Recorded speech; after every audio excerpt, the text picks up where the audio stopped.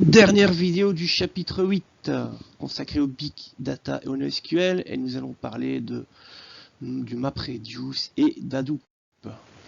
Alors MapReduce, c'est un algo qui a été présenté par Google en 2004, dans un papier de 2004, et en gros c'est un design pattern, donc un patron de conception, d'architecture, pour lire, traiter et écrire un paquet de données sur une architecture, pour le faire en parallèle sur des systèmes distribués.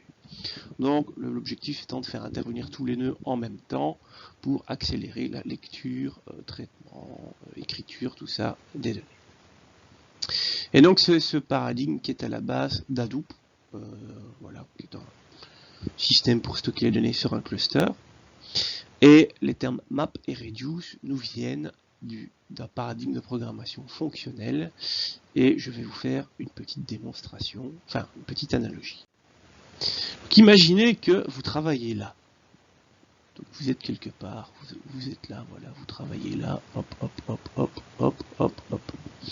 Et donc dans une grosse bibliothèque.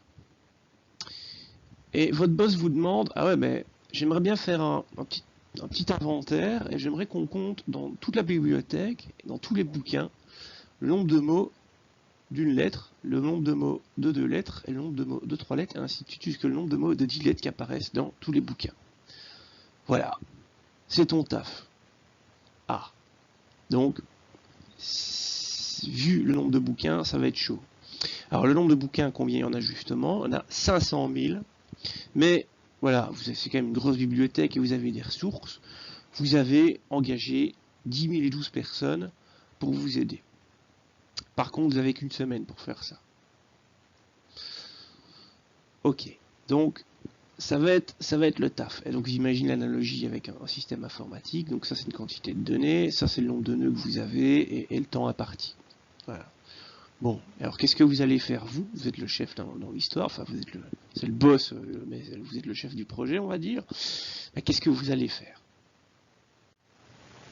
Alors déjà, avant de trouver la solution, il y a des solutions qui ne sont pas admises. Démission, vous pouvez pas quitter votre poste, donc ça c'est déjà pas une solution. Vous suicider, ça marche pas non plus, parce que c'est un peu comme une démission. Et l'homicide, tuer votre boss, c'est pas génial, c'est un peu risqué pour vous aussi, pour la suite de votre carrière. Donc, solution, généralement, sur un cas de figure comme ça, si ça devait se présenter pour vous dans la vraie vie, généralement, vous allez normalement prendre une journée de repos pour essayer de trouver une bonne solution, parce que là, vous y mettre tout de suite, ça va pas le faire. Et normalement, au deuxième jour, après cette journée de repos, première chose que vous allez vous dire, c'est « Merde, j'ai perdu une journée. » Oui, il ne reste plus que 6 jours. Donc, que va-t-on faire?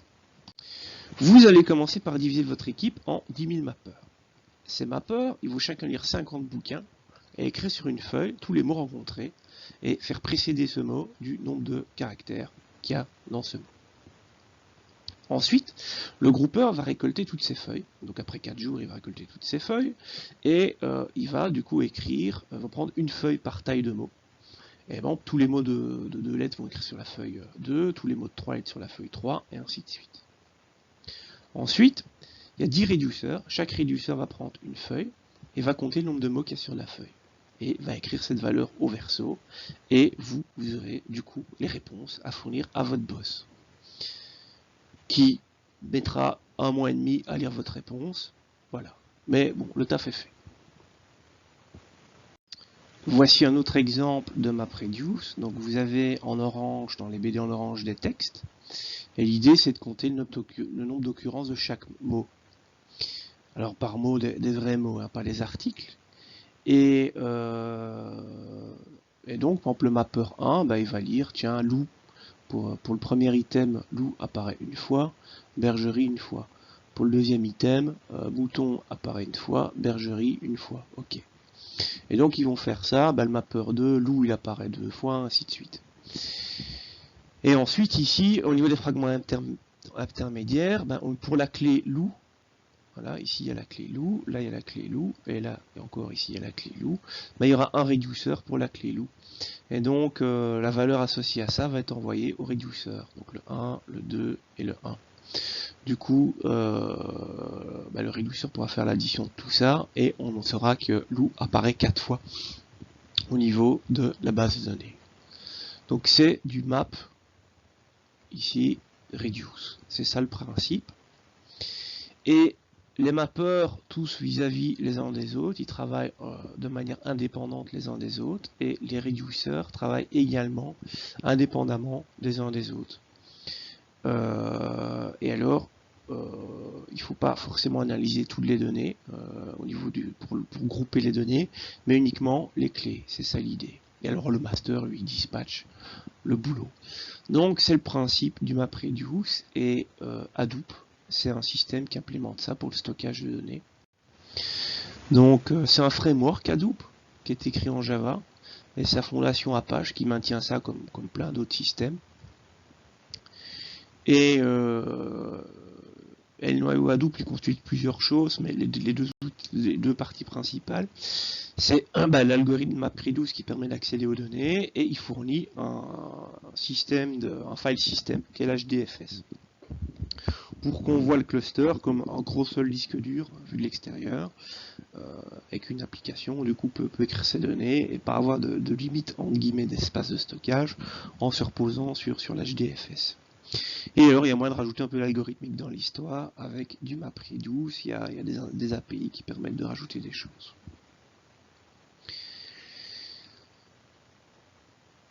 Alors souvent, c'est souvent utilisé conjointement avec d'autres systèmes. On fait rarement de la Hadoop tout seul, parce que c'est quand même assez limité.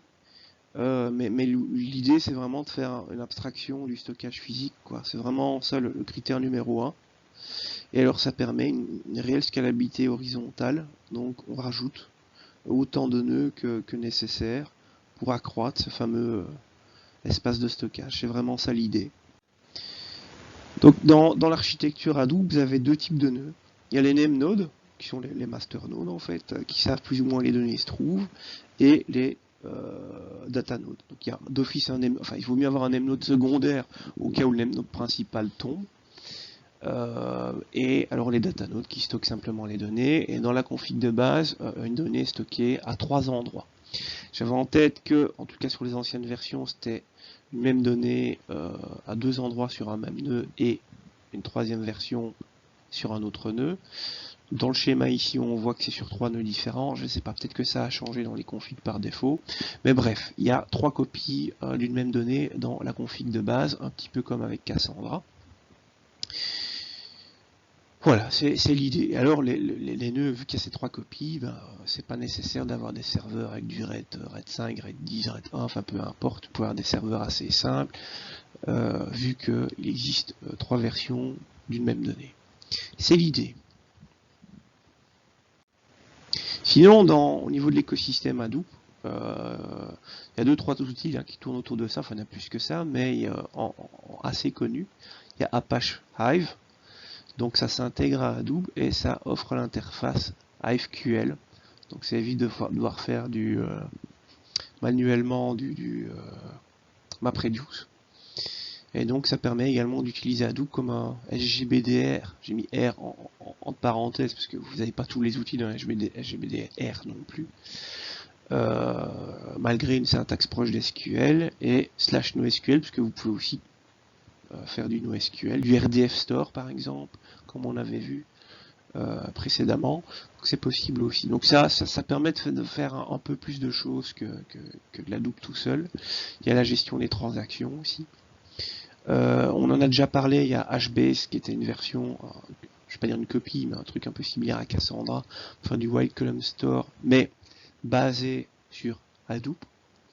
Et un autre système, lui, qui a assez bien la cote, c'est Apache Spark. Décidément, Apache, ils aiment bien maintenir différents systèmes. Et là, l'idée, c'est pour faire plus du traitement distribué, que ce soit de l'OLAP ou du calcul. C'est full in memory. Donc, c'est un truc, il n'y a pas besoin d'Hadoop pour que ça marche. Ce qu'il y a, c'est que souvent, on associe ça à Hadoop pour le stockage des données. Hadoop, c'est disque dur first, et puis traitement on verra après. Apache Spark, c'est en RAM d'abord, Et puis si je veux pérenniser mes données, on peut faire du stockage, et dans ce cas-là, souvent on utilise l'HDFS, parce que le principe d'Apache Spark, c'est qu'on va aussi répartir les données sur un cluster de machines, et faire le traitement in-memory en parallèle sur toutes les bécanes. Donc c'est un peu le même procédé, mais c'est pour du traitement pur, pas pour du stockage. Le stockage, ça vient en annexe après. Et d'ailleurs, le stockage ne le gère pas lui-même, il va se reposer sur autre chose pour faire le stockage, d'où l'interaction souvent avec Hadoop. Et donc, comme c'est une memory, les traitements sont évidemment plus rapides en Apache Spark qu'en Apache Hadoop. Enfin voilà, ce sont les... si vous avez déjà entendu ces noms-là, ça c'est pour démystifier un petit peu ce que c'est. Sinon, on va pas rentrer dans le détail, je crois que ce chapitre 8 est déjà assez conséquent comme ça. Et ceci va clôturer donc le chapitre 8 et les 7 vidéos du chapitre 8.